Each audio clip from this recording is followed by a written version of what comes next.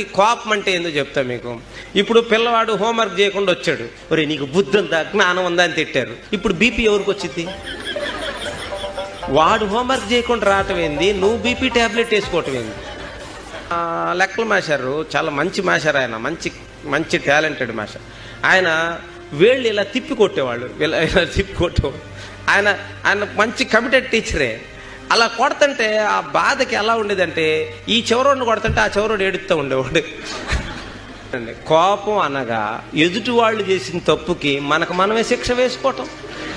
School అంటే వాళ్ళ ఆనందాన్ని హరించేదిలాగా ఉండకూడదు, వాళ్ళకి ఆనందాన్ని ఇచ్చేదిలాగా ఉండాలి. అందరికి ఒకేసారి రావు తెలివితేటలు. ఇప్పుడు కొంతమంది ఎలిమెంటరీ స్కూల్లోనే షార్ప్గా ఉంటారు, కొంతమంది హై స్కూల్కి వెళ్ళినాక వస్తాయి తెలివితేటలు, కొంతమందికి యూనివర్సిటీకి వెళ్ళినాక వస్తాయి తెలివితేటలు, కొంతమందికి పెళ్ళిళ్ళైనా కొత్త తెలివితేటలు. ఇప్పుడు కొంతమంది పెళ్లి కాకముందు ఈ అమ్మాయి అమాయకంగా ఎలా బతికిద్దిరా అని అనుకుంటారు. అమ్మ నీ పెళ్ళైనాక ఎన్ని తెలివితేటలు వచ్చినాయి అమ్మ అంటారు.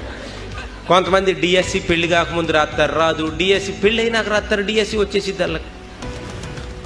మనం చెప్పలేం వాళ్ళకి ఎప్పుడు ఎవరి టైము ఎలా ఉంటుందో చెప్పలేం.